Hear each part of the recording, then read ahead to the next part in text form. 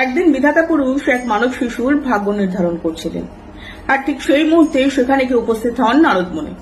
নারদমুনি দেখেন বিধাতা পুরুষ সেই মানব শিশুটির জীবনের ভূমিকাটি লিখে তারপর পুরো অংশটি তার জীবনের খালি রেখে উপসংহার লিখতে শুরু করেন।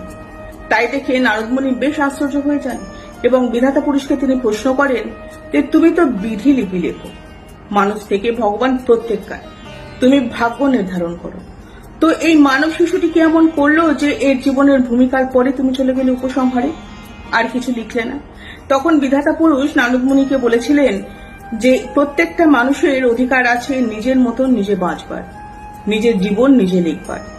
প্রত্যেকটা মানুষ স্বাধীন, তাই খালি রেখে দিলাম। জন্ম আর মৃত্যু এই দুটো আমার হাতে। মানুষ কিভাবে বাঁচবে, মানুষ কিভাবে জীবন ধারণ করবে, সেটা তো মানুষের হাতে। এটাই বিধির বিধান। প্রতিটা মানুষের জন্ম আর মৃত্যু সৃষ্টিকর্তা স্বয়ং তার নিজ দায়িত্বে রাখলেও মানুষ কিভাবে বাঁচবে, কিভাবে জীবন ধারণ করবে, সেটা তিনি মানুষের উপরই দায়িত্ব দিয়েছেন, আর সেটা নির্ভর করে মানুষের কর্মের উপর। আর এটাই বিধিলিপি।